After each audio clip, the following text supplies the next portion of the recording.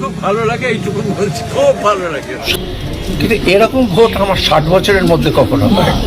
যে কোনো সরকার তাদের উদ্ধত্ত বাড়ে, অহংকার বাড়ে, তার নিয়ম মানে না। যারা ভোট দিয়ে এনেছে তাদের কথা আর ভাবে না, তারা নিজের কথাই ভাবে, টলিউডের আকাশে এখন কাল বৈশাখী ঝড়। কেউ বলছেন চোর, কেউ ছুটছেন কাদা। আর এরই মধ্যে ভোল বদল রঞ্জিত মল্লিক, কোয়েল মল্লিক থেকে চিরঞ্জিত চক্রবর্তী, রাজ চক্রবর্তী থেকে অভিনেত্রী রচনা ব্যানার্জির। তবে কেউ বাদ যাচ্ছেন না ট্রোলারদের বিষাক্ত বান থেকে। তবে কি রাতারাতি পর্দার হিরোরা কি বাস্তবের ভিলেন হয়ে গেলেন, নাকি সমস্ত ক্ষোভ উগরে দিচ্ছেন সাধারণ মানুষ? আজ হবে সব কিছুর পর্দাফাঁস। চলুন দেখিনি টলিউডের অন্দরের এই মহাযুদ্ধ। চূড়ান্ত সর্বনাশ হয়েছে রাজনীতি ঢুকে গিয়ে ইন্ডাস্ট্রিতে। 2007 থেকে বাংলা সিনেমার কোনো প্রডিউসার, কোনো ডিরেক্টর, কোনো হিরোইন কেউ আমার সঙ্গে যোগাযোগ করে। ভোটের লড়াই শেষ হতে না হতেই শুরু হলো চরিত্রের লড়াই। যে দেবকে বাংলার মানুষ মাথায় তুলে রাখত, তাকেই কি এখন শুনতে হচ্ছে গরুচোর, চোর অপবাদ? কোয়েল মল্লিকের মতো শান্ত অভিনেত্রীকে কেন হতে হচ্ছে কুরুচিকর ট্রোলিংয়ের শিকার? হয়তো এটা শুধু নোংরা রাজনীতিতেই সম্ভব।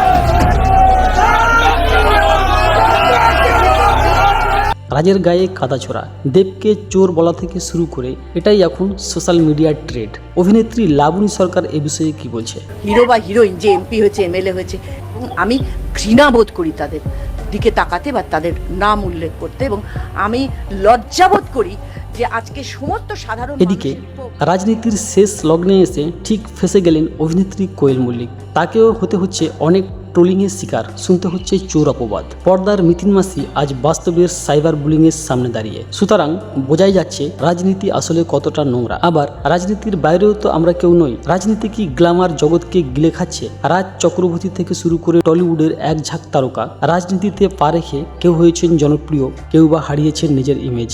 রাজনীতি হয়তো সত্যিই খুব কঠিন জায়গা, কিন্তু তার জন্য কি শিল্পের দুনিয়া কালিমালিপ্ত হচ্ছে? সো বন্ধুরা, আপনাদের কি মনে হয়? প্রিয় অভিনেতা অভিনেত্রীদের কি সরাসরি রাজনীতিতে আসা উচিত, নাকি এতে তাদের পর্দার ইমেজ ক্ষতিগ্রস্ত হচ্ছে? আপনাদের মূল্যবান মতামত আমাদের কমেন্টে জানান। আর বিনোদন জগতের এক্সক্লুসিভ সব খবরের আপডেট সবার আগে পেতে এক্ষুনি আমাদের চ্যানেলটিকে সাবস্ক্রাইব করুন।